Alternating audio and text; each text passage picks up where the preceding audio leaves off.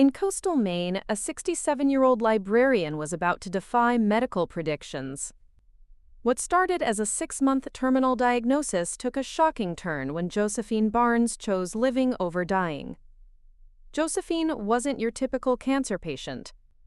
For 40 years, she'd served others quietly, never taking risks or prioritizing herself. When she encountered stage 4 pancreatic cancer, she had no idea she was walking into her most authentic life. Her embrace of pottery, romance, and rebellion would challenge her daughter's 5-year death vigil. What began as anticipatory grief became a profound lesson. Sometimes love means refusing to die on schedule. Before we jump back in, tell us where you're tuning in from, and if this story touches you, make sure you're subscribed, because tomorrow, I've saved something extra special for you.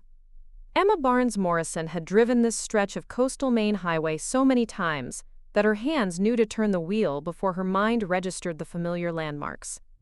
The salt air crept through her BMW's ventilation system despite the sealed windows, carrying with it the scent of seaweed and memories she'd rather leave buried. Spring had exploded across the landscape with an almost violent enthusiasm. Daffodils thrust themselves up through patches of snow, forsythia blazed yellow against weathered fence posts, and the ocean stretched endlessly blue under a sky that had no business being so cheerful. 5 years.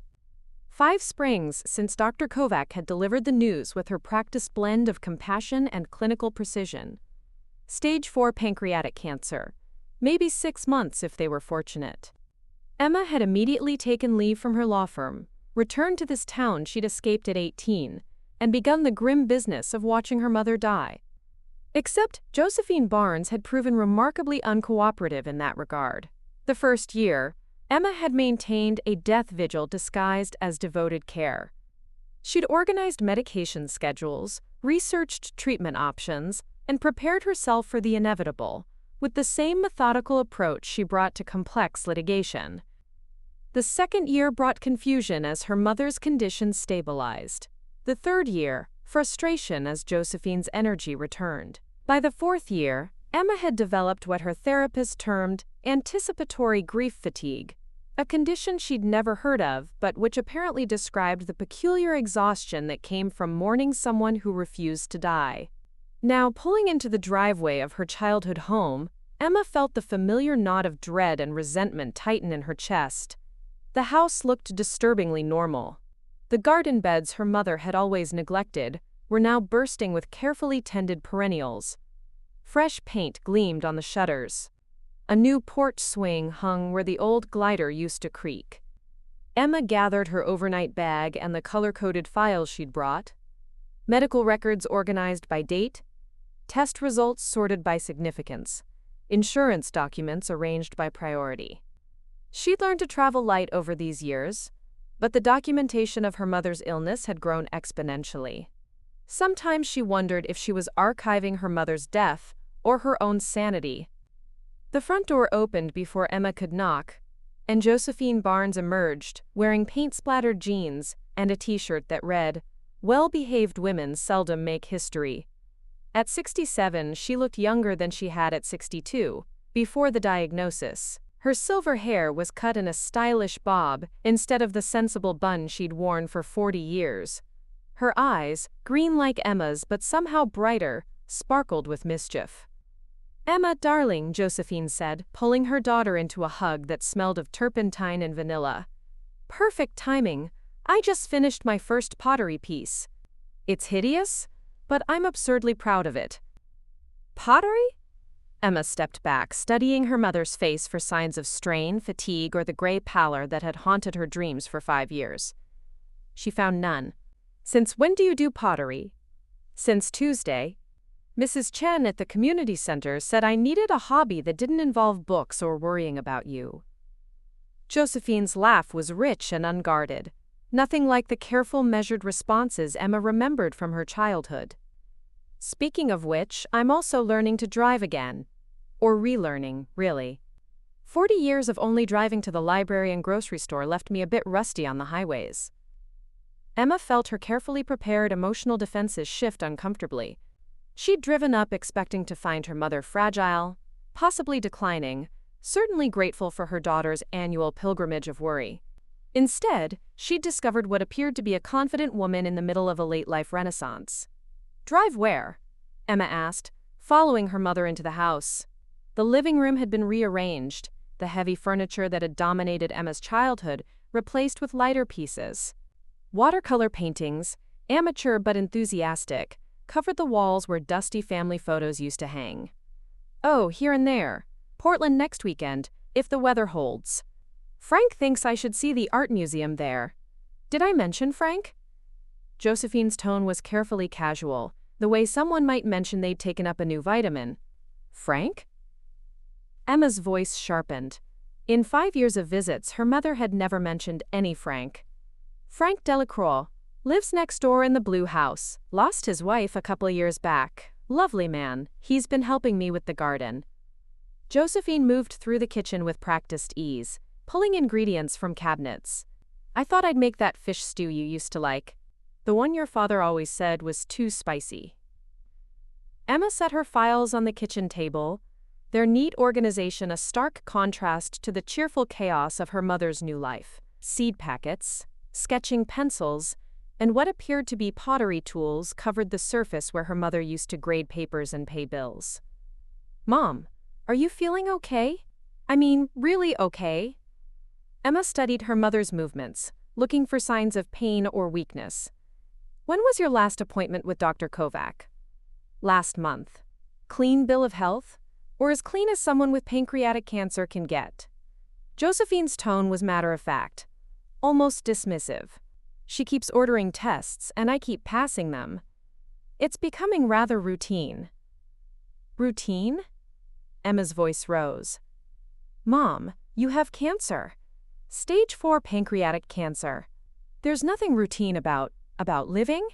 Josephine turned from the stove, wooden spoon in hand, and fixed her daughter with a look that was both patient and steel-edged.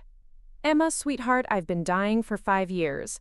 Longer, really, if we're counting all the years before my diagnosis when I wasn't really living. At some point, you have to choose whether you're going to spend your time dying or living." The kitchen fell silent, except for the bubbling of whatever was simmering on the stove.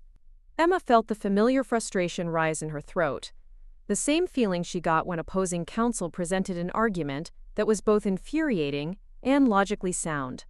"I found something in the garbage yesterday," Emma said finally. "Sympathy cards, and what looked like a casserole dish from the Methodist church. You've been throwing away people's support?" Josephine sighed and turned back to the stove. "Mrs. Patterson brings me a tuna casserole every Tuesday like clockwork. She's been doing it for 3 years. I think she's forgotten why she started, but she can't seem to stop. And the cards?" She shrugged. "What am I supposed to do with cards about my courage in the face of death when I'm trying to work up the nerve to ask Frank to dinner?" Emma stared at her mother's back, at the confident set of her shoulders and the casual way she stirred the pot as if discussing dating at 67 with terminal cancer was perfectly normal. Which, Emma realized with growing alarm, it apparently was. At least in Josephine Barnes' new world. "You want to ask Frank to dinner?" Emma's voice came out smaller than she intended. "I want to ask Frank a lot of things, but let's start with dinner." Josephine glanced over her shoulder, and something in her expression softened. "Emma, honey, sit down. You look like you're about to prosecute someone." Emma remained standing, her hands gripping the back of a kitchen chair. I came here expecting me to be dying. I know." Josephine turned off the burner and faced her daughter fully. "And I am dying. We all are. But I've decided to stop scheduling my life around it." The words hung between them, carrying weight that Emma wasn't prepared to lift. Outside, she could hear the distant sound of waves against the rocky shore, the same rhythm that had lulled her to sleep as a child and driven her away as a teenager. The same rhythm that had marked time during her father's illness, during her divorce, during all the visits when she'd sat beside her mother's bed, expecting each one to be the last. "I made an appointment with Dr. Kovac for tomorrow," Emma said finally. "I want to hear about these test results myself." "Of course you do." Josephine's smile was fond but tired. You know, sweetheart, there was a time when you came home just to see me, not to monitor my vital signs. When was that? The question came out sharper than Emma intended. Before you decided I was dying. Before you appointed yourself my executor while I was still breathing. Josephine moved to the window, looking out at the garden where daffodils swayed in the ocean breeze. I love you, Emma, but I won't spend whatever time I have left being a patient in my own life. Emma felt tears threaten, the same helpless tears that had become her constant companion over the past 5 years. Tears of frustration, fear, and something else she couldn't name. Relief, maybe, or disappointment. She wasn't sure which was worse, the prospect of losing her mother or the realization that she might have already lost her to this strange new version of Josephine Barnes, who took pottery classes and flirted with neighbors and threw away sympathy casseroles. I'm going to unpack, Emma said, gathering her files. The papers felt heavier than they should, weighted with 5 years of preparation for a future that seemed to be perpetually postponing itself. Emma? Her mother called as she reached the doorway. Yeah? Frank's coming for dinner tonight. I hope that's okay. Emma paused, her hand on the doorframe. Through the window, she could see a man working in the garden next door, his movements patient and deliberate. He looked up as if sensing her gaze and raised a hand in greeting. The gesture was friendly, uncomplicated by the weight of terminal diagnoses or anticipated grief. Sure, Mom, Emma said, though nothing about this felt sure anymore. I'd like to meet him. As she climbed the stairs to her childhood bedroom, Emma could hear her mother humming, actually humming, as she returned to cooking.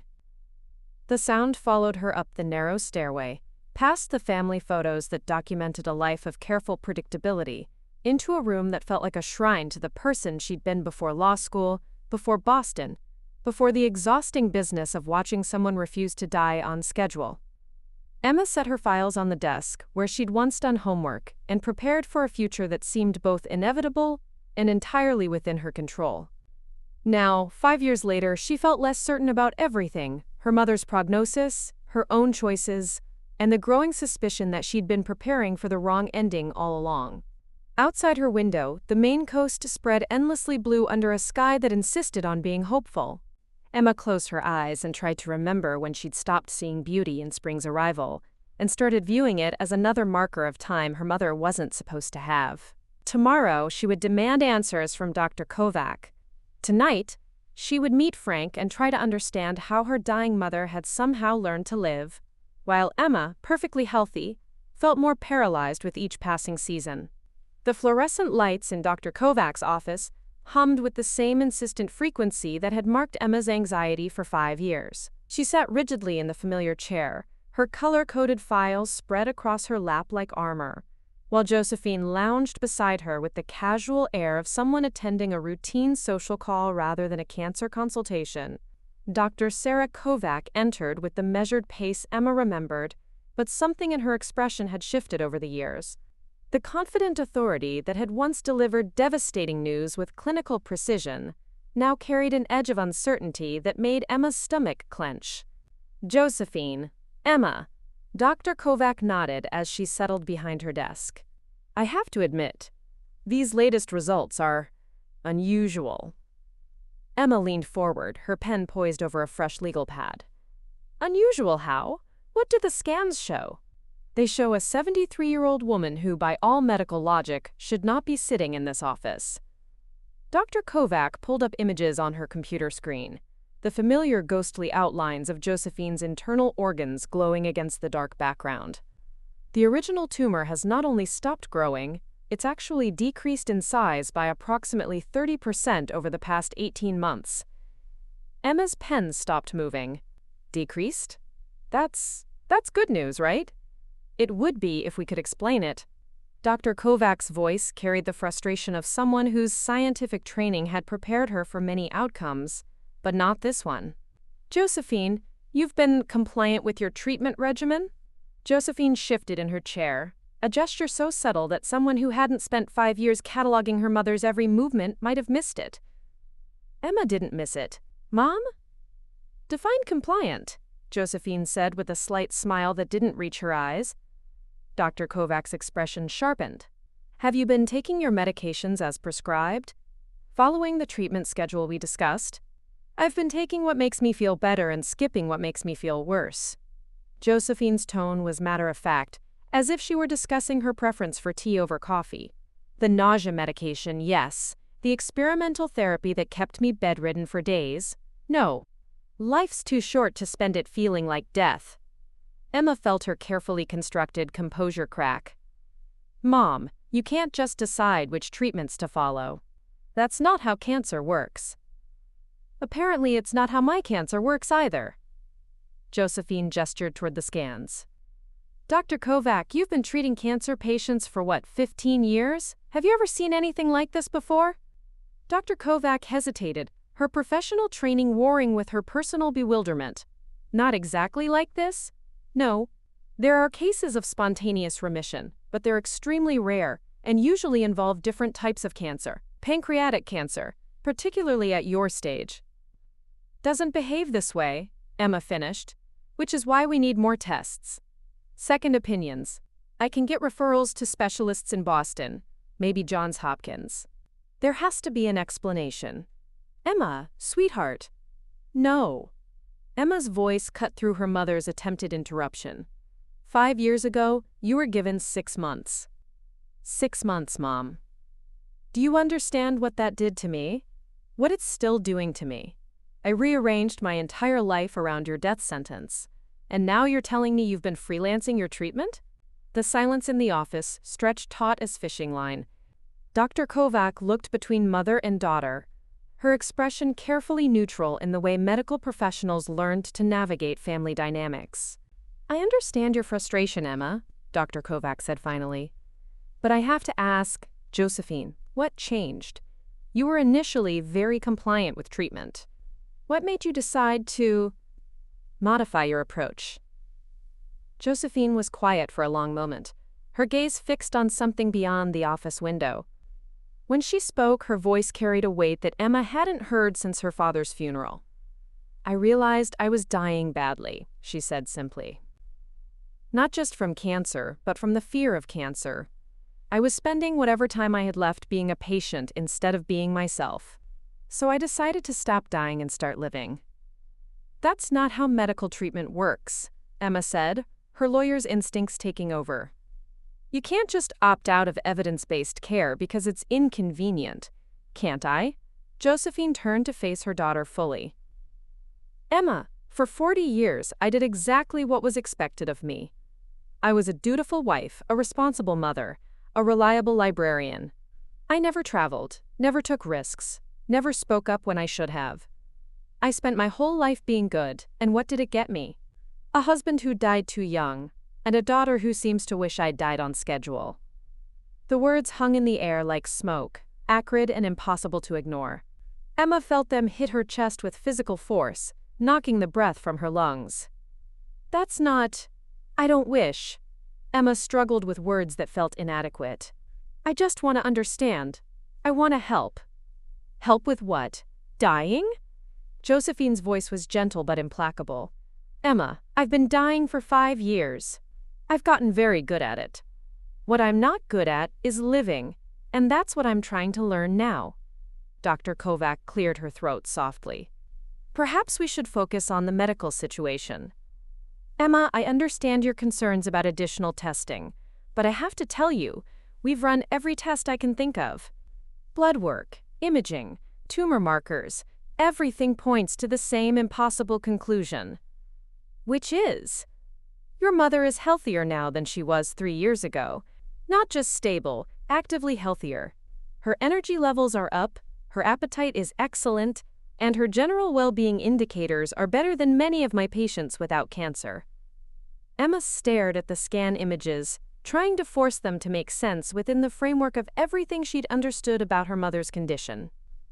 The ghostly shadows that had haunted her dreams for 5 years now seemed to mock her preparation, her vigilance, her carefully constructed grief. Preparing and narrating this story took us a lot of time, so if you are enjoying it, subscribe to our channel It means a lot to us. Now back to the story. So what do we do? Emma asked, her voice smaller than she intended. We monitor, Dr. Kovac said. We continue regular checkups, adjust medications as needed, and we watch. But Emma, I have to be honest with you. Your mother's approach to her treatment, unorthodox as it may be, seems to be working. Working how? She still has cancer. She has cancer, yes, but she also has something else that's harder to quantify. Dr. Kovac looked at Josephine with something approaching admiration. She has a reason to live that's stronger than her reason to die. In my experience, that's not something you can prescribe.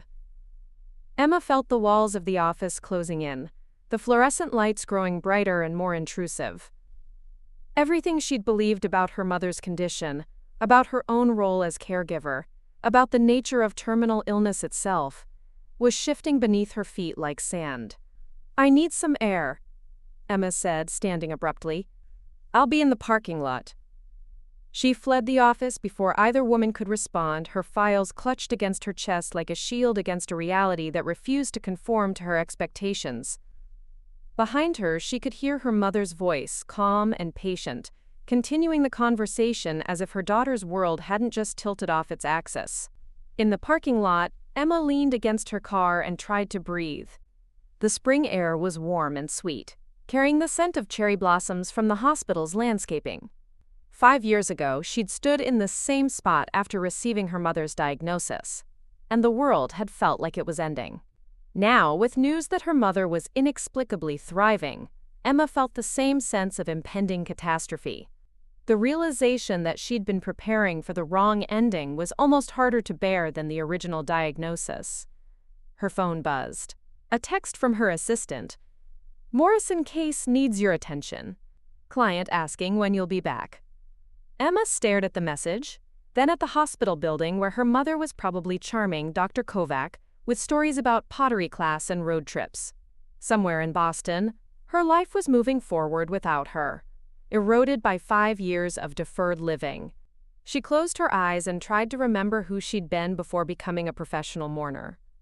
The memory felt distant, like something that had happened to someone else entirely. Emma's phone rang as she sat in her car outside the hospital, the harsh electronic tone cutting through her spiraling thoughts. The caller ID showed her law firm's main number, and she almost didn't answer. Almost. Emma Barnes Morrison. Emma, thank God. Her assistant Jennifer's voice carried an edge of barely controlled panic. I've been trying to reach you. The Hartwell merger is falling apart, and they're specifically asking for you. Mr. Davidson wants to know when you'll be back. Emma closed her eyes, leaning back against the leather headrest. Through the windshield, she could see her mother and Dr. Kovac emerging from the hospital entrance, their body language suggesting the easy camaraderie of old friends rather than doctor and terminally ill patient. I'm not sure, Emma said, the words feeling foreign in her mouth. For 5 years, she'd given her firm, precise timelines, scheduled her grief like depositions. There have been complications. Complications? Jennifer's voice pitched higher. Emma, the Hartwell people are threatening to take their business elsewhere. This is a $12 million deal. How complicated can... My mother is dying. The words came out sharper than Emma intended, carrying 5 years of accumulated frustration.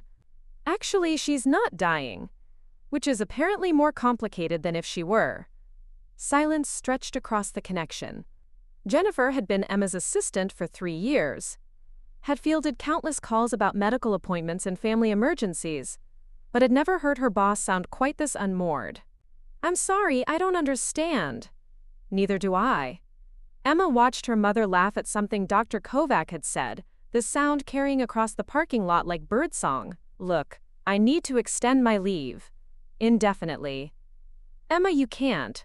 The partners are already asking questions about your availability. Richardson made a comment yesterday about dedication and Richardson can go to hell. Emma's voice was calm, which made the words more startling. I'll call Davidson myself. She hung up before Jennifer could respond, then immediately dialed her boss's direct line. The conversation that followed was brief and brutal. Davidson's disappointment was palpable, his suggestions about priorities and career trajectory delivered with the precision of a closing argument. When Emma finally ended the call, she felt lighter and more terrified than she had in years. Her mother tapped on the passenger window, startling Emma from her thoughts. Josephine slid into the seat with the careful grace of someone who had learned to move through the world, as if it were fragile and precious. "Dr. Kovacs says you bolted like a spooked horse," Josephine said, her tone mild but her eyes concerned. "Want to talk about it?" "I just lost the Hartwell account," Emma said, surprised by how little the words stung. "Probably my partnership track, too." "Good." Emma turned to stare at her mother. "Good? Mom, that was my career. 5 years of work down the drain because I can't. Because you finally chose something more important than billable hours." Josephine's voice carried a satisfaction that made Emma's chest tighten. "When was the last time you made a decision based on what you wanted instead of what you thought you should do?" The question hung between them, unanswerable because Emma couldn't remember. Law school had been about escaping small-town limitations. Her marriage to Jake had been about appearing settled and successful. Even her vigil at her mother's bedside had been about duty, about being the daughter everyone expected her to be. "I don't know what I want," Emma admitted, the words coming out smaller than she intended. "Then, let's find out." Josephine started the engine with the confidence of someone who had recently relearned the pleasure of driving. "But first, pottery class. I want you to meet my teacher." The community center occupied a converted Victorian house on the outskirts of town, its rooms filled with the gentle chaos of people pursuing interests they'd never had time for before retirement. Emma followed her mother through corridors lined with watercolor paintings and quilts, past a room where elderly people played what appeared to be competitive bridge. The pottery studio was warm and humid, filled with the earthy scent of clay and the quiet concentration of creation. 8 people worked at wheels, their hands moving with varying degrees of skill and confidence. Emma's mother moved among them like a natural hostess, checking on progress and offering encouragement. "Everyone, this is my daughter Emma," Josephine announced, her voice carrying pride that made Emma's throat tighten. "She's a brilliant lawyer who's taking some time off to remember who she is." The introductions that followed were a blur of names and faces, people who knew her mother not as a cancer patient but as Josephine. Funny, talented, slightly irreverent Josephine, who made pottery that looked like abstract art and wasn't afraid to laugh at her own mistakes. "Mrs. Barnes is our star pupil," said the instructor, a bearded man in his 50s, whose hands were permanently stained with clay. "She's only been coming for 3 weeks, but she's already mastered the basic forms. More importantly, she's not afraid to fail." Emma watched her mother position herself at a wheel, her movements sure and economical. The clay rose between her fingers like something alive, responsive to pressure and intention. It was mesmerizing and infuriating. This woman who had spent 40 years avoiding risk was now shaping mud into art with the confidence of someone who had nothing left to lose. "Want to try?" The instructor had appeared at Emma's elbow, his voice gentle but insistent. "I don't really have time for hobbies," Emma said automatically, then caught herself. "I mean, I'm not very good with my hands." "Neither was I when I started," Josephine called from her wheel. "The secret is accepting that you're going to make a mess." Against her better judgment, Emma found herself seated at an empty wheel, her clothes protected by an apron that had clearly seen better days. The clay felt cold and alien under her fingers, resistant to her attempts at control. "Don't fight it," the instructor murmured, his hands guiding hers. "Let it tell you what it wants to be." Emma's instinct was to impose order, to force the clay into predetermined shapes. But the material had its own logic, its own limitations. When she tried to pull the walls too thin, they collapsed. When she pressed too hard, the form wobbled and lost its center. "It's not working," Emma said, frustration bleeding into her voice. "I can't make it do what I want." "Maybe that's the point," her mother said softly. "Maybe the clay is trying to teach you something about control." Emma looked down at the shapeless mass on her wheel, then around the room at the other students who were laughing at their mistakes, starting over when things went wrong, finding joy in the process rather than demanding perfection from the outcome. "I hate this," Emma said, but her hands kept working, kept trying to find the balance between pressure and release. "I know," Josephine said, her own creation taking shape with maddening ease. "But you're still doing it." Emma worked in silence for another 20 minutes, her lawyer's mind gradually quieting as her hands learned the rhythm of creation and destruction. When she finally looked up, she had produced something that might generously be called a bowl, though it would never hold water and bore no resemblance to anything functional. "It's awful," Emma said, surprised to find herself smiling. "It's yours," her mother replied. "That's what matters." As they cleaned up, Emma found herself studying her mother's easy interactions with the other students. These people didn't know about the cancer, the prognosis, the 5 years of medical uncertainty. They knew Josephine as someone who brought homemade cookies and remembered their grandchildren's names, who offered encouragement and asked thoughtful questions about their work. "They don't know, do they?" Emma asked as they walked to the car. "About your diagnosis." "Some do, but it's not the first thing they think of when they see me." Josephine's smile was soft but determined. "For the first time in 5 years, I'm not primarily a cancer patient. I'm a person who happens to have cancer." The distinction felt crucial, though Emma couldn't fully articulate why. She thought about her own identity, how completely it had been subsumed by her role as caregiver, how her friends and colleagues now knew her primarily as the woman whose mother was dying. "I don't know who I am anymore," Emma admitted as they drove home through the spring evening. "I used to be a lawyer, a wife, a daughter. Now I'm just waiting."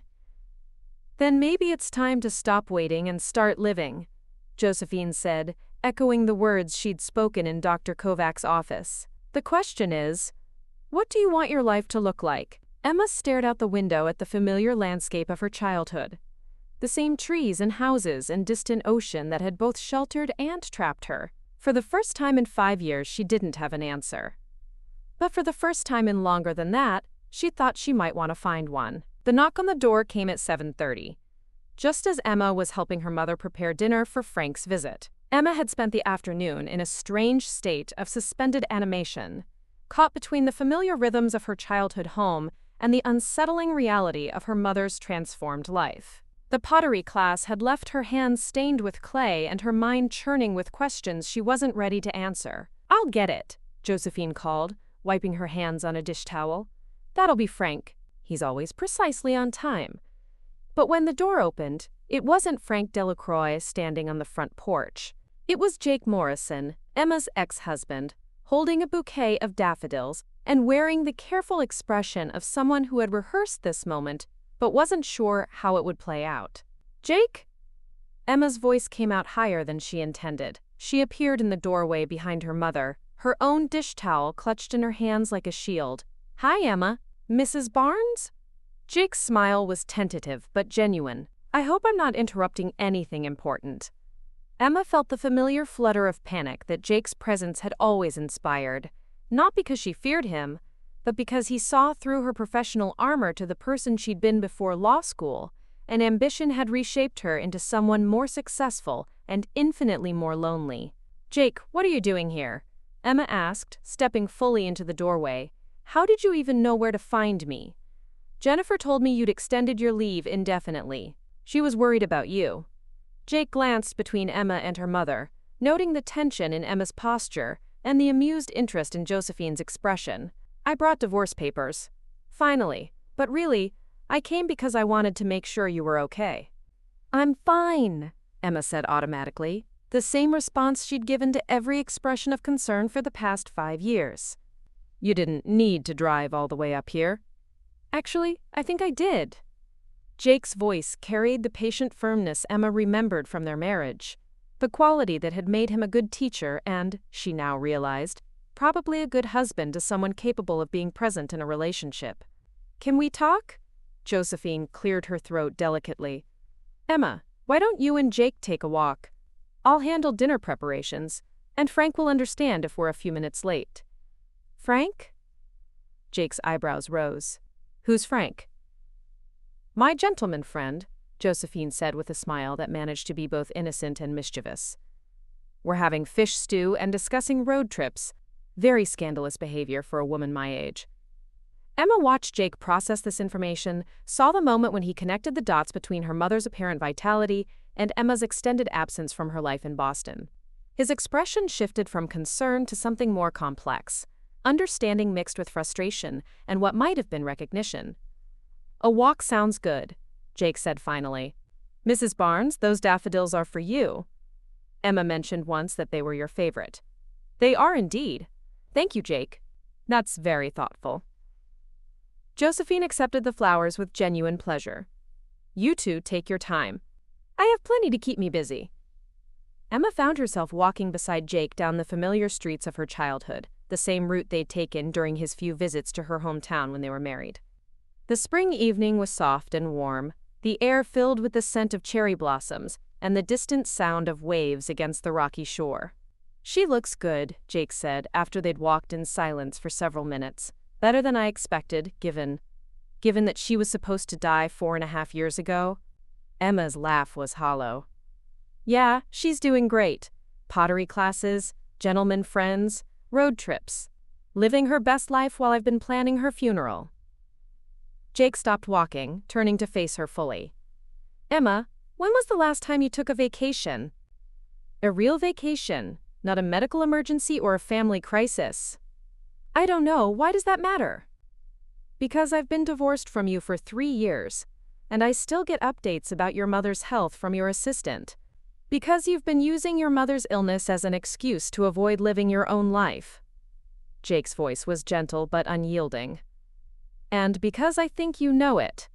Emma felt heat rise in her cheeks. That's not fair. I've been taking care of someone who doesn't need taking care of. At least, not the way you've been doing it. Jake gestured back toward the house. Your mother seems perfectly capable of managing her own life. The question is, what about yours? They had reached the small park that overlooked the harbor, the same spot where Emma had brought Jake during their courtship to show him why she'd needed to leave this place. Now, standing here again, she couldn't remember what had felt so limiting about the view of endless ocean and distant islands. I got married too young, Emma said suddenly, to the wrong person. For the wrong reasons. Jake was quiet for a moment, then sat down on the bench that faced the water. I was wondering when you'd figure that out. You knew? Emma sat beside him, careful to maintain distance. You knew we were wrong for each other and you married me anyway? I knew you were scared. I thought love might be enough to help you get past the fear. Jake's smile was sad but not bitter. I was wrong. You can't love someone into being ready for love. Emma stared out at the water, watching the last light of day paint the waves in shades of gold and pink. I thought I was ready. I thought I wanted what you wanted. You wanted the idea of what I wanted, the security of it, the normalcy, but you never wanted me. Jake's voice carried no accusation, just the weariness of someone who had learned painful truths through experience. You wanted to be the kind of person who could want me. The distinction cut deeper than Emma had expected. She thought about the pottery wheel, about her attempts to force the clay into shapes it didn't want to hold, about the way she tried to mold herself into the shape of a good daughter, a good wife, a good lawyer. I'm sorry, she said finally. I'm sorry I wasted your time. I'm sorry I couldn't be who you needed me to be. You didn't waste my time. You taught me what I actually wanted in a partner.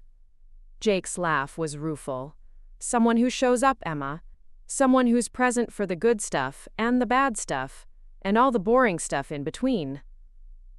Emma felt tears threaten, the same helpless tears that had become her constant companion. I don't know how to do that. I don't know how to be present without being anxious about what's coming next. Your mother seems to have figured it out. My mother has terminal cancer. That's different. Is it? Jake turned to face her fully. Emma, you've been living like someone with a terminal diagnosis for 5 years. Except instead of making you want to live more fully, it's made you want to hide from life entirely. The words hit her with the force of revelation. Emma thought about her color-coded files, her scheduled worry sessions, her careful avoidance of anything that might require emotional investment. She'd been living like someone in a waiting room, suspended between a life she'd never fully claimed and a future she was afraid to imagine. "I don't know how to stop waiting," she admitted. "I don't know how to live without knowing what's going to happen next." Maybe you start by admitting that you never knew what was going to happen next. None of us do. Jake stood up, extending his hand to help her up. "Come on, let's go back. I want to meet Frank and see what kind of man captured your mother's heart." As they walked back toward the house, Emma could see warm lights spilling from the windows and hear the sound of laughter from the kitchen. Her mother's voice rose above the others, animated and joyful in a way Emma hadn't heard since before her father's death. "Jake?" Emma said as they reached the front steps. "Are you happy? In your new life?" "Yeah, I am. Sarah's pregnant, actually. We're having a boy."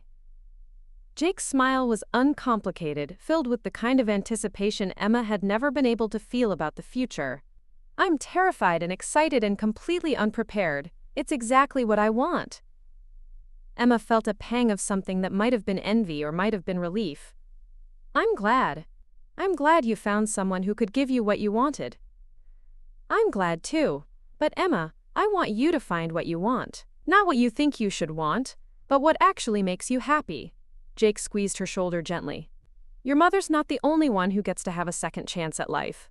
Through the window, Emma could see her mother and Frank working together in the kitchen, their movements synchronized in the way of people who had learned to accommodate each other's rhythms.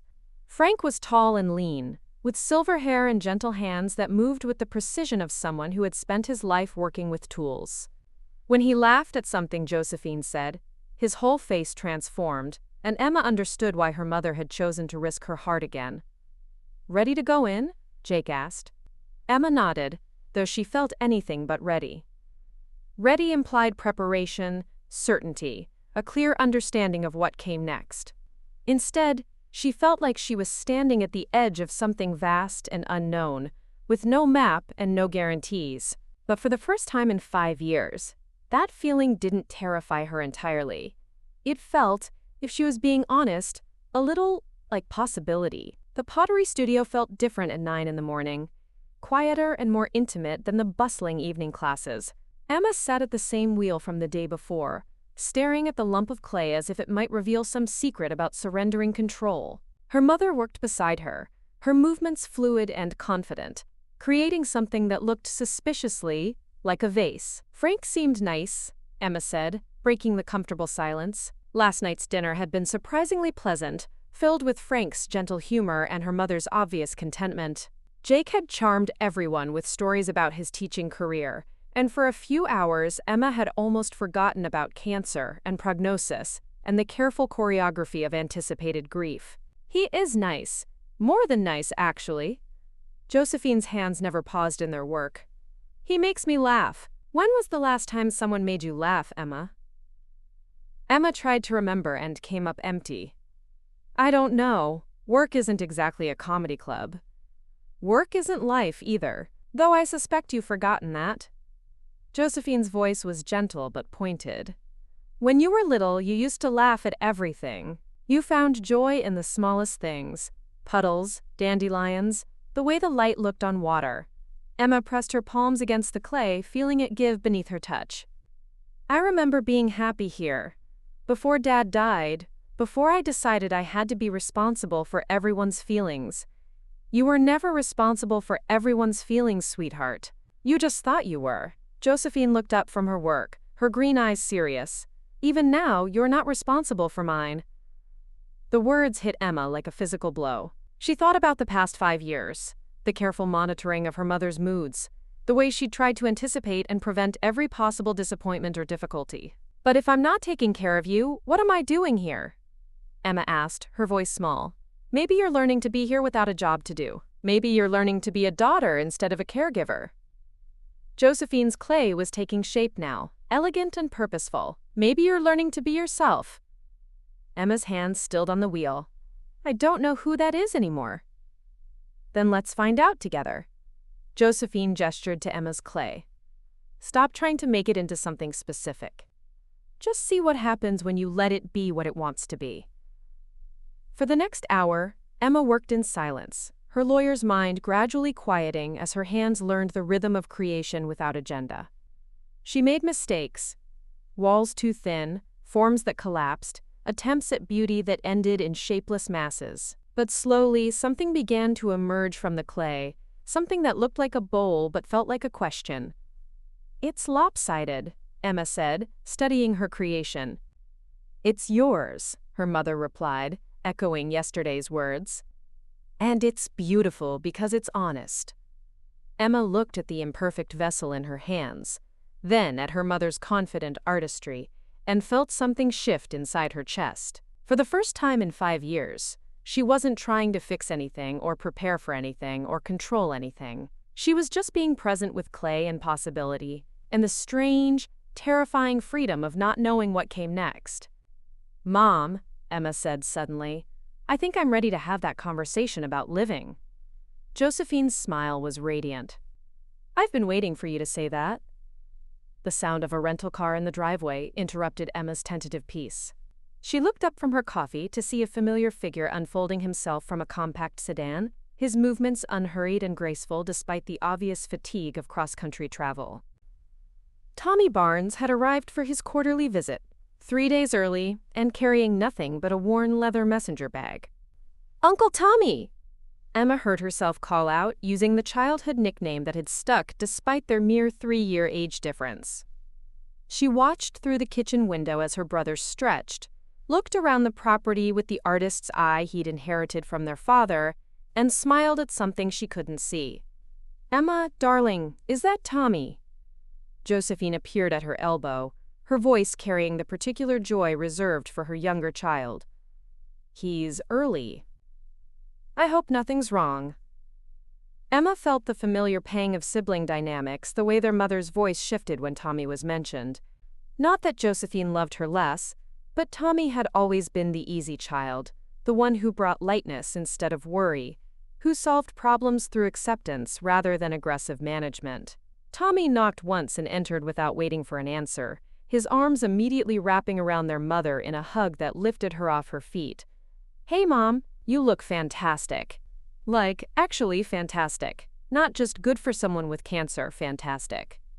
"Tommy Barnes, you haven't changed a bit," Josephine laughed, but Emma heard the relief in her voice. Tommy's presence had always been like opening a window in a stuffy room. Suddenly, there was more air for everyone. "Emma." Tommy's hug was briefer, but no less warm. "You look tired. Are you sleeping?" "Define sleeping," Emma said, accepting his embrace. "What are you doing here early?" "I thought you weren't coming until next week." Change of plans. "Client meeting got moved, and I had a feeling." Tommy shrugged, settling into a kitchen chair with the boneless ease of someone who had never learned to hold tension in his body. "Sometimes you just know when you need to be somewhere." Emma studied her brother's face, looking for signs of the worry that had driven his unexpected arrival. Instead, she found only the calm acceptance that had always been Tommy's default mode, the quality that had made him impossible to fight with as a child and maddening to understand as an adult. "So," Tommy said, accepting the coffee their mother placed in front of him. "Tell me about this Frank person. Mom's been very mysterious in her emails." "I haven't been mysterious," Josephine protested, but her smile was guilty. "I've been selective in my information sharing." "She's dating him," Emma said bluntly. "They're planning a road trip together. To places unknown, for purposes unspecified, with medical supervision that appears to be optional." Tommy's eyebrows rose, but not in alarm. "Good for you, Mom. Dad would want you to be happy." The simple statement hung in the air, carrying weight that Emma hadn't expected. She realized she'd been so focused on the medical implications of her mother's relationship that she'd never considered what their father would have wanted for his widow. "You think Dad would approve?" Emma asked, genuinely curious. "I think Dad would be thrilled that Mom finally stopped living like she was already dead." Tommy's voice was matter-of-fact, but Emma heard the gentle rebuke beneath it. "He always said she was too careful, too worried about what other people thought. I wasn't worried about what other people thought, Josephine said, but her tone was defensive. I was being responsible. Someone had to be. And now? Tommy asked, his artist's eye studying their mother's face with the same attention he brought to his work. Now I'm trying to remember what I wanted before I learned to want what I thought I should want. Josephine's words echoed Jake's from the night before, and Emma felt the universe conspiring to deliver the same message through different voices. What about you, Em? Tommy turned his attention to his sister. What do you want? Emma felt the question like a physical blow. I want Mom to be okay. I want to know what's going to happen. I want some kind of certainty about the future. But what do you want for yourself? Tommy's persistence was gentle but implacable. Not for Mom, not for your career, not for anyone else's expectations. What does Emma want? The question hung in the air like incense, filling the space with something that felt both sacred and terrifying. Emma looked around the kitchen, at her mother's new artwork on the walls, at the pottery tools scattered on the counter, at the evidence of a life being lived with intention and joy. I don't know, she said finally. I honestly don't know. Then maybe it's time to find out, Tommy said, echoing their mother's words from the pottery studio. Maybe it's time to stop managing everyone else's life and start living your own. I can't just abandon Mom. Who said anything about abandoning anyone? Tommy's voice carried a note of frustration that Emma rarely heard from him. Em, you've been treating Mom like she's made of glass for 5 years? You've been so afraid of losing her that you've forgotten how to love her. The words hit Emma like a slap. That's not fair. Everything I've done has been because I love her.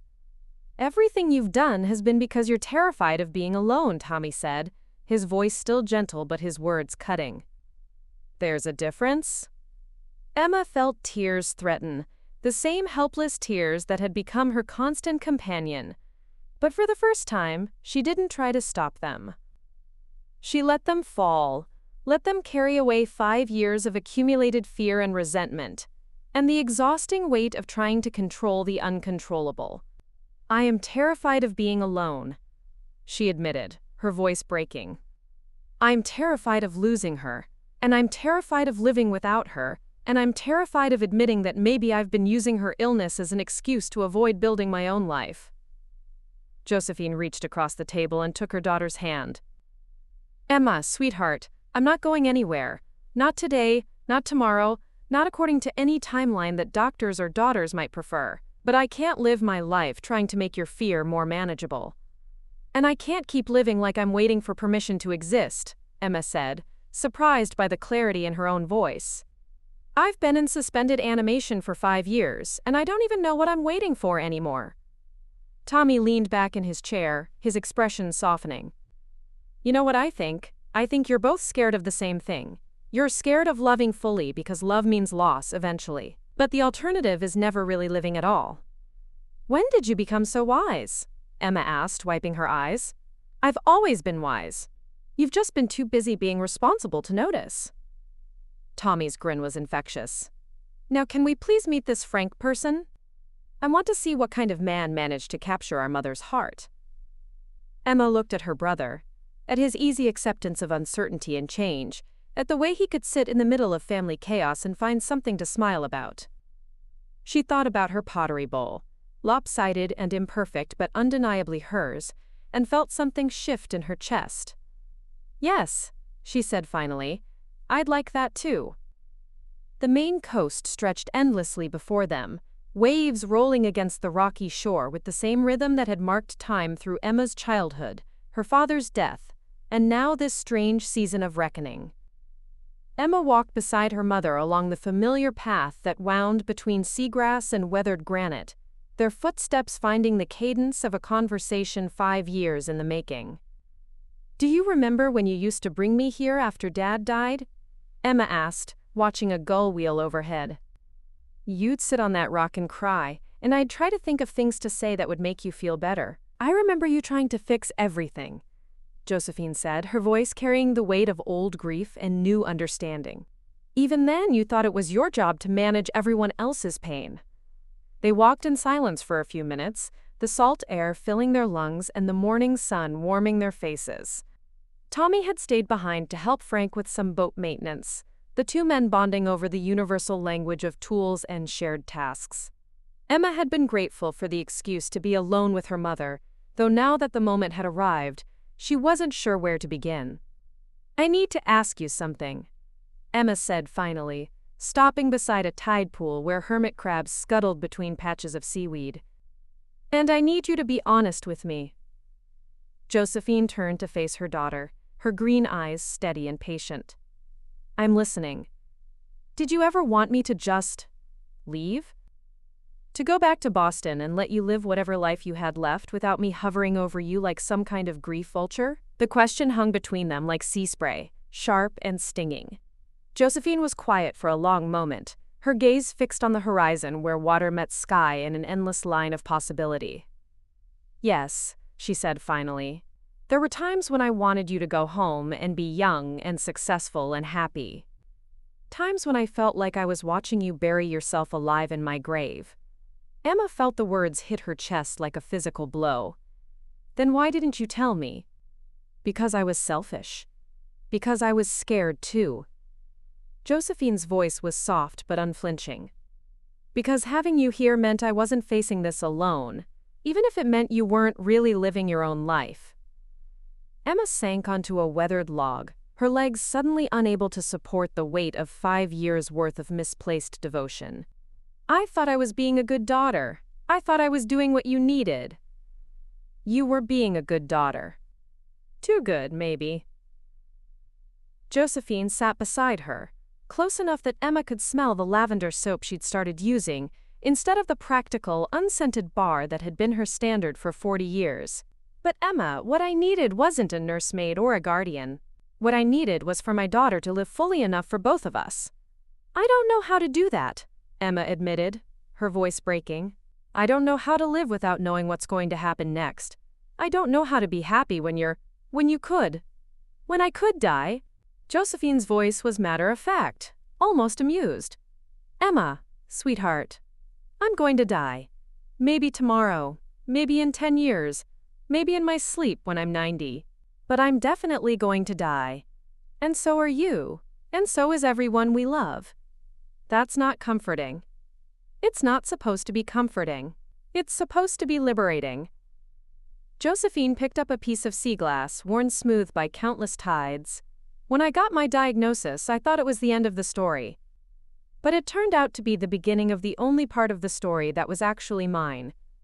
Emma watched her mother turn the sea glass over in her hands, studying the way the light caught its edges. "What do you mean?" "I mean, I spent 40 years living according to other people's expectations. I was the good wife, the responsible mother, the reliable librarian. I never traveled, never took risks, never spoke up when I should have. I was so busy being appropriate that I forgot to be myself." Josephine's voice carried a note of wonder, as if she were still discovering the person she'd always been underneath. "The cancer diagnosis didn't give me a death sentence. It gave me permission to finally live. But what about the treatments, the medical care? You can't just ignore." "I'm not ignoring anything. I'm choosing what serves my life instead of what serves my fear." Josephine stood up, brushing sand from her jeans. "Emma, for 5 years, you've been asking me to live like I'm dying. I'm asking you to live like you're alive." Emma felt tears streaming down her face, carried away by the ocean breeze as quickly as they fell. "I don't know how. I don't know how to stop being afraid." "You don't stop being afraid. You stop letting fear make your decisions for you." Josephine extended her hand, helping Emma to her feet. "You start by admitting that you've been using my illness as an excuse to avoid building the life you actually want." The words cut deep because they were true. Emma thought about her abandoned career, her failed marriage, her careful avoidance of anything that might require emotional investment. She'd been living in a permanent state of preparation, always getting ready for the next crisis instead of engaging with the present moment. "I'm angry," Emma said suddenly, surprising herself with the admission. "I'm angry that you're sick, and I'm angry that you're not dying fast enough, and I'm angry that you're living better than I am." "Good," Josephine said, her voice carrying approval. Anger is honest. Anger means you're finally feeling something real instead of just managing symptoms. They walked further along the shore, past the point where the tourist trail ended, and the coast belonged only to locals and the occasional lost soul seeking solitude. Emma felt something loosening in her chest, a knot of resentment and fear that had been her constant companion for so long she'd forgotten what it felt like to breathe without it. "I want to try again," Emma said finally. "I want to try living like I'm alive instead of like I'm waiting for someone to die." "What would that look like?" Josephine asked, genuine curiosity in her voice. Emma considered the question, trying to imagine a life that wasn't organized around medical appointments and crisis management. "I don't know. Maybe I'd travel. Maybe I'd take a pottery class in Boston. Maybe I'd call Jake and apologize for all the ways I wasn't present in our marriage." "Maybe you'd forgive yourself for being human," Josephine suggested. "Maybe you'd stop trying to control the uncontrollable and start enjoying the parts of life that are actually happening." Emma looked out at the endless ocean, at the waves that kept coming regardless of human plans or fears, at the seabirds that rode the wind currents with apparent faith that they would hold. For the first time in 5 years, the vastness didn't feel threatening. It felt like possibility. "I love you, Mom," Emma said, the words carrying weight they hadn't held in years. "Not because you're dying, not because you need me, but because you're you. Because you're brave enough to live fully even when you don't know what's coming next. I love you too, sweetheart.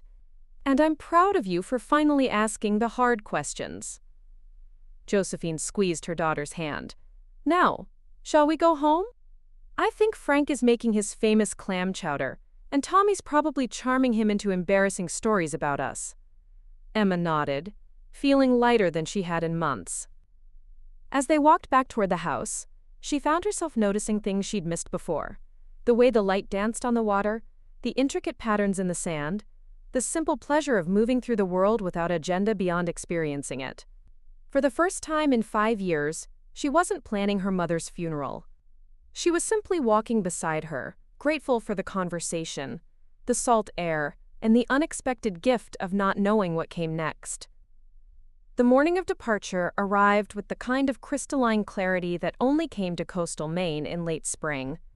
Emma stood in her mother's driveway, watching Frank load the last of their road trip supplies into his well-maintained pickup truck. The sight of camping gear and coolers being arranged with military precision should have filled her with anxiety about her mother's safety, medical needs, and the dozen contingencies that could arise during extended travel. Instead, she felt something approaching peace. "You packed your medications?" Emma asked, unable to entirely suppress her caretaking instincts. "Packed and organized by Frank, who apparently has a system for everything," Josephine replied, her voice carrying the warm amusement of someone who had discovered love in the most unexpected circumstances. "He's more methodical than I am, if you can believe it." Emma could believe it. Over the past week, she'd watched Frank navigate her mother's world with the patience of someone who understood both the preciousness and unpredictability of time. He asked thoughtful questions about her energy levels, remembered which foods made her nauseous, and had somehow convinced her to accept help without making her feel diminished. "Mrs. Brennan has the itinerary," Frank said, approaching with the careful confidence of someone who had spent his adult life managing variables beyond his control. "We'll call every few days, and if anything changes—" "If anything changes, you'll handle it," Emma interrupted, surprised by her own calm. "You two will figure it out together." Jake appeared at her elbow, coffee in hand and approval in his expression. He'd stayed the entire week, ostensibly to finalize their divorce, but really to witness Emma's transformation from professional mourner to someone tentatively ready to engage with her own life. "The papers are signed," he said quietly, producing a manila envelope. "We're officially divorced. Again." Emma accepted the envelope with something approaching relief. "Thank you for waiting. I know it's been complicated." "Everything worth doing is complicated," Jake replied, his smile carrying the warmth of someone who had learned to separate love from possession. "Sarah and I want you to come visit when you're ready." The baby's due in October, and I think you'd like her."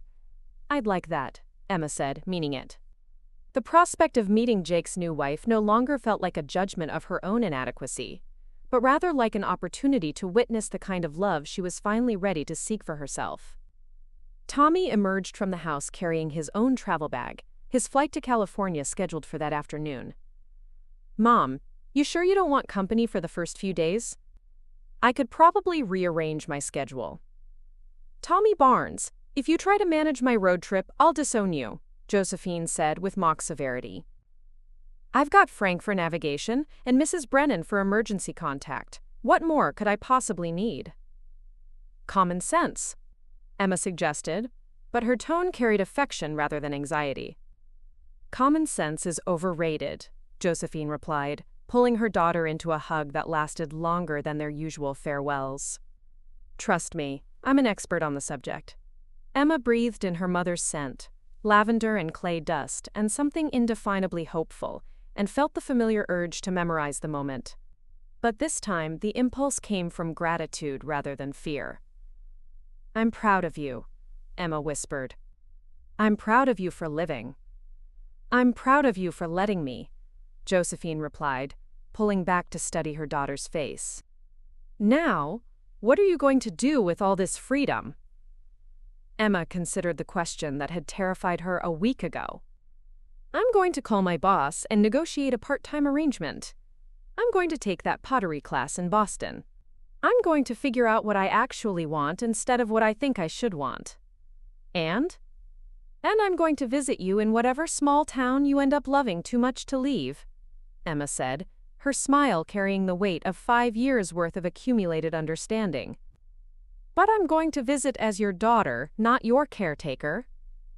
Frank started the engine, its steady rumble filling the morning air.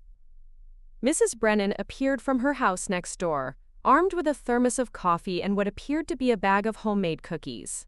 "For the road," she announced, thrusting the supplies at Frank. "And Josephine, you call me if this one gets too bossy about driving schedules." "I will," Josephine promised, accepting Mrs. Brennan's fierce hug. "Take care of Emma for me. Make sure she doesn't revert to her old habits." "I'll do my best," Mrs. Brennan said, turning her sharp gaze on Emma. "But she's going to have to do the hard work herself." Emma felt the weight of expectation and possibility settling on her shoulders like a familiar coat. But this time, instead of feeling burdened, she felt equipped. Ready, even, for whatever came next. "Drive safely," she said, stepping back as her mother climbed into the passenger seat. "And Mom, have fun. Have ridiculous, inappropriate, wonderful fun." "I intend to," Josephine replied, rolling down the window. "And Emma, stop waiting for permission to live. It's not coming from anyone else. It has to come from you." Emma watched the truck disappear around the bend, taking her mother toward adventures she couldn't predict or control.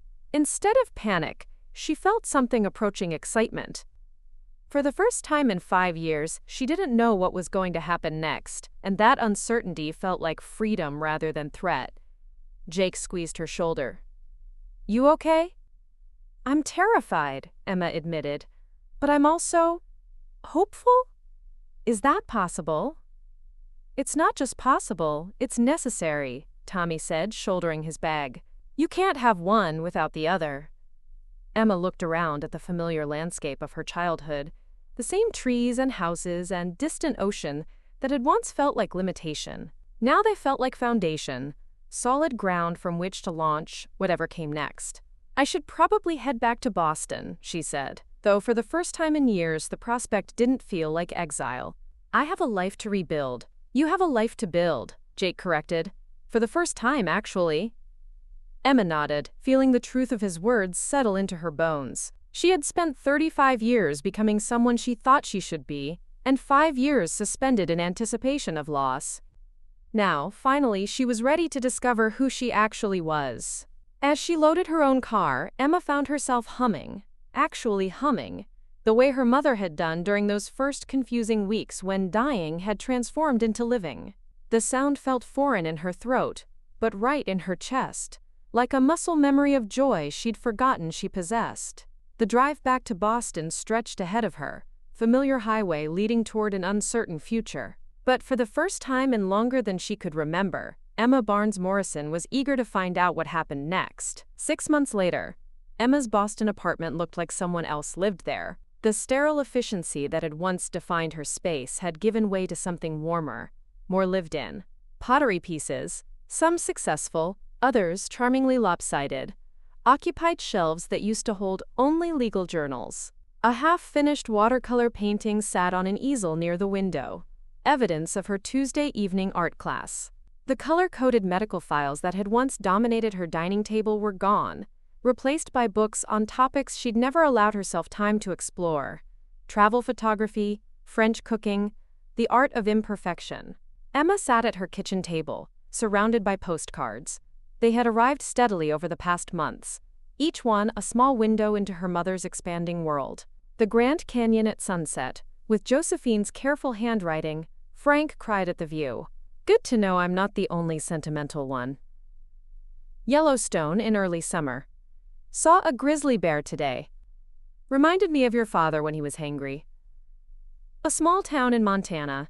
Population 847. Frank knows 3 people here. I'm starting to understand why he loves traveling. The most recent postcard showed the northern lights over Alaska, with a message that made Emma smile.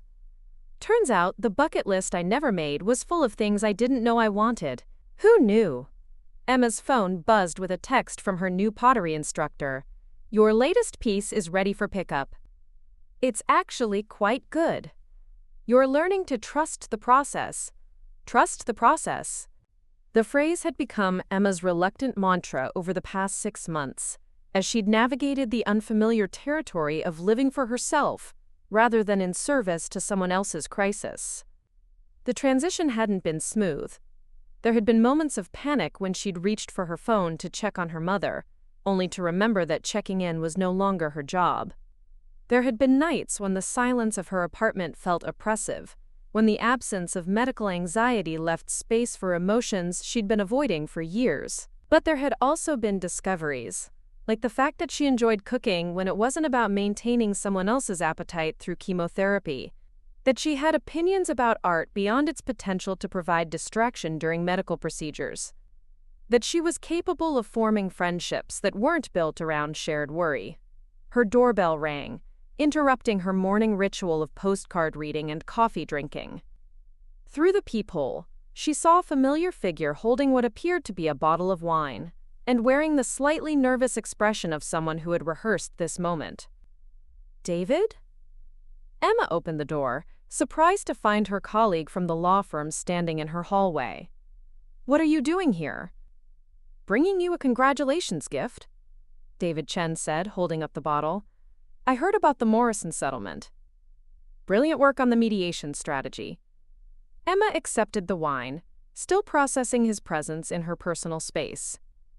6 months ago, she would have found a dozen reasons why a colleague's visit was inappropriate, would have deflected the compliment, and redirected the conversation to professional matters.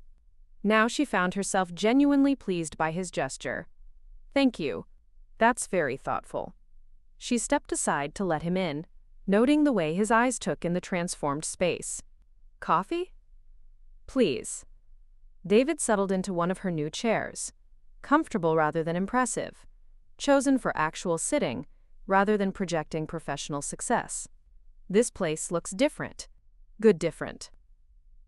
I'm learning to live in it instead of just sleeping here, Emma said, preparing coffee with the deliberate care she'd developed for small daily rituals. It's a work in progress. Aren't we all? David's smile was warm, uncomplicated by the competitive edge that characterized most of their professional interactions. I have to admit, I was skeptical when you negotiated the part-time arrangement, but your work has been better than ever. More creative, more intuitive. Emma considered this, surprised by the accuracy of his observation. I think I'm finally working from a place of choice rather than compulsion. It makes a difference. It shows. David accepted the coffee, his attention caught by the gallery of postcards on her refrigerator. Your mother's travels? She's in Alaska right now, with her boyfriend, I guess. They're planning to spend the winter in Arizona. Emma found herself smiling at the words. She's become quite the adventurer. And how are you with that? The question was asked with the careful tone of someone who knew about Emma's 5-year vigil, who had witnessed her professional decline during the years of anticipatory grief. Emma considered her answer, testing her emotional state like probing a healing wound. I'm learning to be happy for her instead of worried about her, she said finally. It's harder than it sounds, but more rewarding than I expected. David nodded, his expression thoughtful. I imagine it is. My grandmother went through something similar after my grandfather died. She'd spent 50 years being half of a couple, and suddenly she had to learn who she was on her own. Took her a while, but she ended up having some of the best years of her life. How long did it take? Emma asked, curious about the trajectory of reinvention. For her? About 2 years before she stopped apologizing for enjoying herself. Another year before she stopped asking permission to make her own decisions. David's smile was fond. She used to say that widowhood was like adolescence, awkward and terrifying, but ultimately necessary for figuring out who you actually are. Emma felt a pang of recognition. Her mother's transformation had indeed resembled a kind of late-life adolescence, complete with rebellion against established rules, and the discovery of desires she'd never allowed herself to acknowledge. I think I'm going through something similar, Emma admitted. Not widowhood, but, I don't know what to call it. Recovering from extended caregiving? Learning to live without a crisis to manage? Sounds like growing up, David said gently. Better late than never. The conversation was interrupted by Emma's phone ringing. Dr. Kovac's name appeared on the screen, and Emma felt the familiar flutter of panic that medical calls still inspired. I should take this, she said, stepping into the kitchen. Hello, Dr. Kovac. Emma, I hope I'm not calling at a bad time. I have some test results I wanted to discuss with you. Emma's hand tightened on the phone. Is everything okay? Is Mom? Your mother is fine. Better than fine, actually. But there have been some changes in her latest scans, and I wanted to keep you informed. The word changes sent ice through Emma's veins. She thought about her mother somewhere in Alaska, watching the northern lights with Frank, blissfully unaware that her daughter was about to receive news that might shatter their carefully constructed peace. What kind of changes? Emma asked, her voice steady despite the earthquake in her chest. The tumor markers are elevated. Not dramatically, but enough to be noticeable. And there's some new growth in the lymph nodes. I've tried calling your mother, but she's apparently in an area with limited cell service.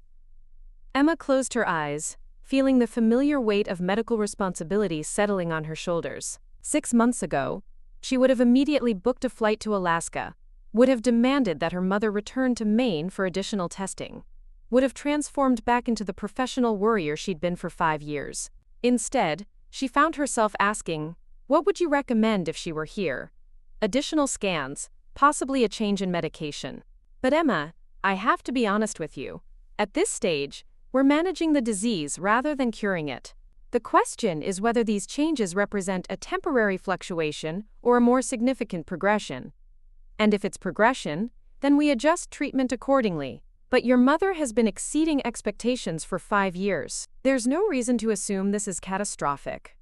Emma felt something shift inside her chest, a loosening of the grip that medical uncertainty had held on her life. Dr. Kovac, what's your professional opinion? Not about the cancer, but about my mother's approach to treatment. There was a pause before the doctor answered. Honestly, I think your mother has found something that works for her. Her quality of life has been excellent. Her emotional well-being is better than I've seen in most patients, and she's exceeded every timeline I've given her. If she were my mother, I'd want her to keep doing whatever she's doing. Emma felt tears prick her eyes, but they were tears of relief rather than fear. Thank you. That helps. I'll keep trying to reach her, but Emma, don't let this news derail the progress you've both made. Your mother is living her life on her own terms, and that's exactly what she should be doing. After ending the call, Emma sat in her kitchen, staring at the postcard from Alaska. David appeared in the doorway, his expression concerned. Everything okay? My mother's cancer is progressing, Emma said, testing the words for their emotional weight. 6 months ago, that sentence would have destroyed me. Right now, it just is. How do you feel about that? Emma considered the question, probing her internal landscape for the familiar panic. Instead, she found something approaching acceptance. I feel like this is part of her story, not the end of it. And I feel like it's not my job to manage her story for her. That's growth, David said, settling into the chair across from her. That's real growth. Emma nodded, feeling the truth of his words. She thought about the conversation she'd had with her mother on the Maine coast, about the difference between living like you're dying and living like you're alive. Her mother had chosen the latter, and Emma was finally learning to do the same.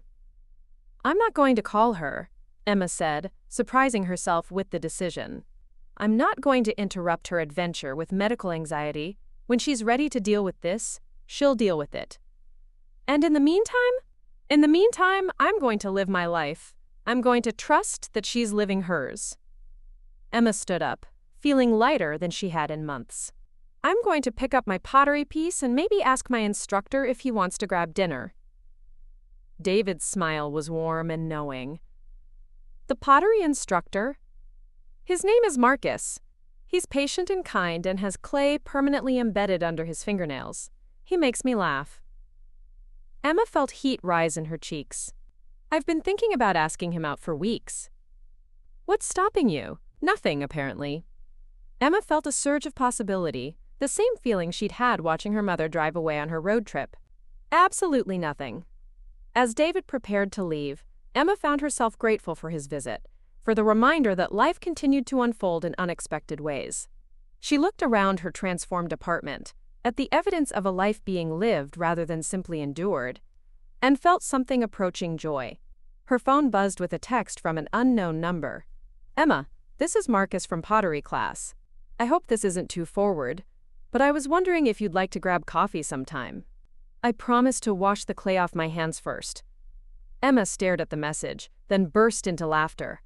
The timing was perfect, the universe's way of confirming that she was finally ready to trust the process, to let her life unfold without trying to control every variable.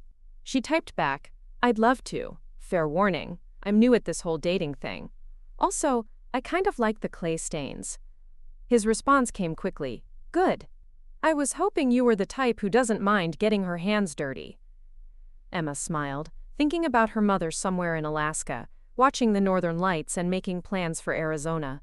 Both of them were learning to get their hands dirty, to embrace the mess and uncertainty of actual living. For the first time in 5 years, Emma Barnes Morrison was excited about what might happen next.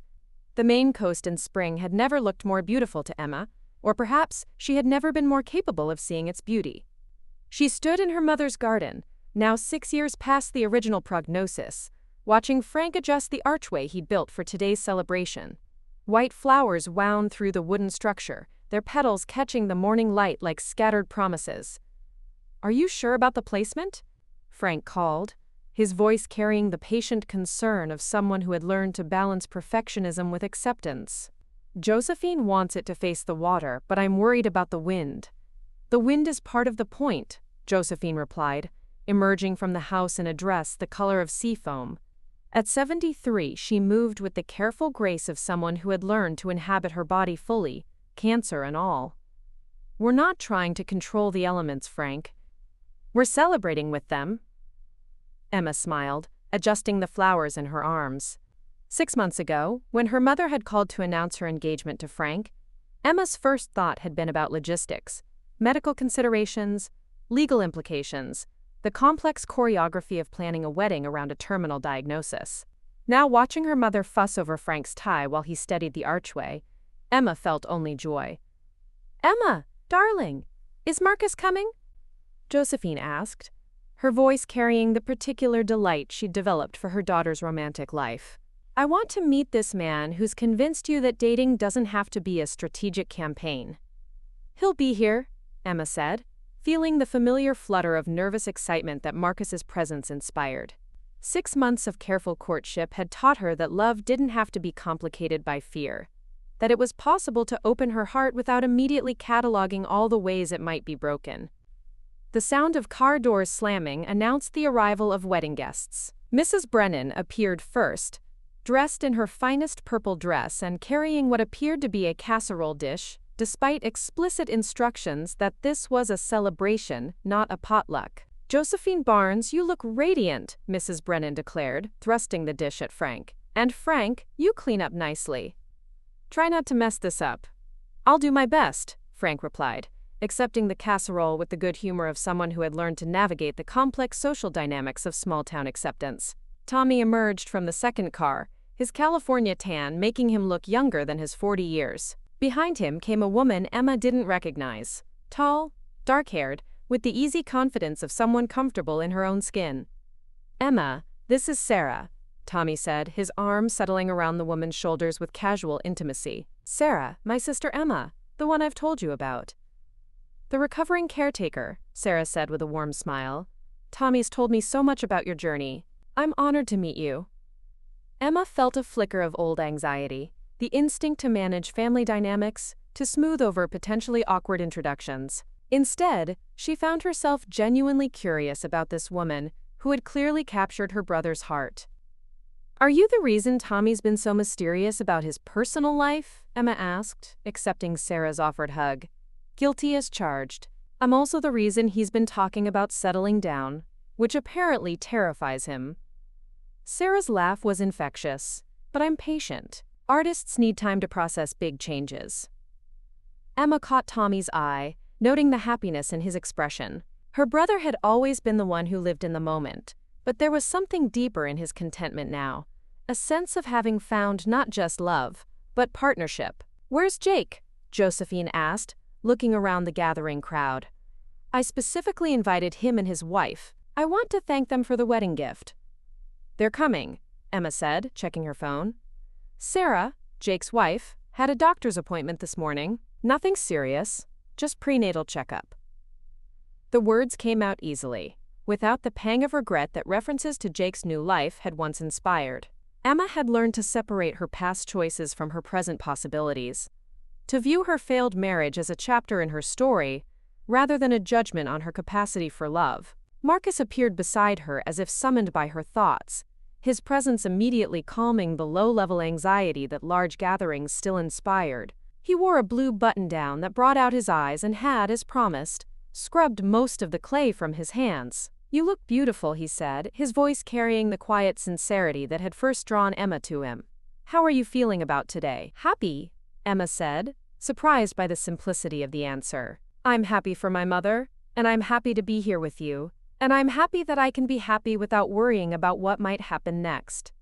Marcus smiled, understanding the significance of her words. He had been patient with her learning curve, had accepted her need to move slowly, had celebrated each small victory in her journey toward emotional availability. "Your mother wants to meet me," he said, nervousness creeping into his voice. "Any advice?" "Be yourself. She'll love you because you make me laugh, and because you're not afraid of my neuroses." Emma stood on her toes to kiss his cheek. "Also, compliment her pottery. She's very proud of her artistic development." The ceremony itself was brief and perfect, officiated by the town's justice of the peace with the kind of informal warmth that characterized the best small-town celebrations. Frank's vows were simple and honest, acknowledging both the uncertainty of their future and his gratitude for whatever time they had. Josephine's response was characteristically direct. "I promise to love you fully, fight fairly, and never pretend to be sicker than I am just to win an argument." The laughter that followed was warm and knowing, the sound of people who had learned to find joy in the midst of uncertainty. Emma watched her mother kiss her new husband, watched the way Frank's hands shook slightly as he slipped the ring onto Josephine's finger, watched the gathering of friends and family who had come to celebrate love that had bloomed in the most unlikely circumstances. "She looks happy," Jake said, appearing at Emma's elbow. His wife Sarah was beside him, her pregnancy just beginning to show, her hand resting protectively on her belly. "She is happy," Emma replied. "They both are." "What about you?" Sarah asked, her voice carrying genuine curiosity. "Jake's told me about your journey. How are you doing?" Emma considered the question, taking inventory of her emotional state. The anxiety that had been her constant companion for 6 years was gone, replaced by something that felt like contentment. Not the absence of worry, but the presence of trust in her mother's choices, in her own resilience, in the fundamental unpredictability of life. "I'm learning to live in the present tense," Emma said finally. "It's harder than it sounds, but more rewarding than I expected." "Good for you," Sarah said, her smile warm. "It's not easy, learning to trust the process when you're used to controlling the outcome." Emma nodded, thinking about the pottery wheel, about the way clay responded to guidance rather than force, about the beauty that emerged when she stopped trying to impose her will on the material. The reception moved seamlessly from ceremony to celebration, the kind of informal gathering that happened when people prioritized connection over protocol. Emma found herself moving easily through conversations, no longer monitoring her mother's energy levels or scanning for signs of medical distress. Josephine was clearly thriving, her laughter frequent and genuine, her attention focused entirely on the present moment. "She's remarkable," Dr. Kovac said, joining Emma at the edge of the celebration. "I don't think I've ever seen a patient embrace uncertainty with such grace." "She's teaching me," Emma admitted. "She's teaching all of us." Dr. Kovac nodded, her expression thoughtful. "You know, I've been thinking about your mother's case a lot lately. Not the medical aspects, but the human ones. And I feel like it's not my job to manage her story for her." "That's growth," David said, settling into the chair across from her. "That's real growth," Emma nodded, feeling the truth of his words. She thought about the conversation she'd had with her mother on the Maine coast, about the difference between living like you're dying and living like you're alive. Her mother had chosen the latter, and Emma was finally learning to do the same. "I'm not going to call her," Emma said, surprising herself with the decision. "I'm not going to interrupt her adventure with medical anxiety. When she's ready to deal with this, she'll deal with it. And in the meantime, I'm going to live my life. I'm going to trust that she's living hers." Emma stood up, feeling lighter than she had in months. "I'm going to pick up my pottery piece and maybe ask my instructor if he wants to grab dinner." David's smile was warm and knowing. "The pottery instructor? His name is Marcus. He's patient and kind and has clay permanently embedded under his fingernails. He makes me laugh." Emma felt heat rise in her cheeks. "I've been thinking about asking him out for weeks." "What's stopping you?" "Nothing, apparently." Emma felt a surge of possibility, the same feeling she'd had watching her mother drive away on her road trip. "Absolutely nothing." As David prepared to leave, Emma found herself grateful for his visit, for the reminder that life continued to unfold in unexpected ways. She looked around her transformed apartment, at the evidence of a life being lived rather than simply endured, and felt something approaching joy. Her phone buzzed with a text from an unknown number. "Emma, this is Marcus from pottery class. I hope this isn't too forward, but I was wondering if you'd like to grab coffee sometime. I promise to wash the clay off my hands first." Emma stared at the message, then burst into laughter. The timing was perfect, the universe's way of confirming that she was finally ready to trust the process, to let her life unfold without trying to control every variable. She typed back, "I'd love to. Fair warning, I'm new at this whole dating thing. Also, I kind of like the clay stains." His response came quickly, "Good. I was hoping you were the type who doesn't mind getting her hands dirty." Emma smiled, thinking about her mother somewhere in Alaska, watching the northern lights and making plans for Arizona. Both of them were learning to get their hands dirty, to embrace the mess and uncertainty of actual living. For the first time in 5 years, Emma Barnes Morrison was excited about what might happen next. The Maine coast in spring had never looked more beautiful to Emma, or perhaps she had never been more capable of seeing its beauty. She stood in her mother's garden, now 6 years past the original prognosis, watching Frank adjust the archway he'd built for today's celebration. White flowers wound through the wooden structure, their petals catching the morning light like scattered promises. "Are you sure about the placement?" Frank called, his voice carrying the patient concern of someone who had learned to balance perfectionism with acceptance. "Josephine wants it to face the water, but I'm worried about the wind." "The wind is part of the point," Josephine replied, emerging from the house in a dress the color of sea foam. At 73, she moved with the careful grace of someone who had learned to inhabit her body fully, cancer and all. "We're not trying to control the elements, Frank. We're celebrating with them." Emma smiled, adjusting the flowers in her arms. 6 months ago, when her mother had called to announce her engagement to Frank, Emma's first thought had been about logistics, medical considerations, legal implications, the complex choreography of planning a wedding around a terminal diagnosis. Now, watching her mother fuss over Frank's tie while he studied the archway, Emma felt only joy. "Emma, darling, is Marcus coming?"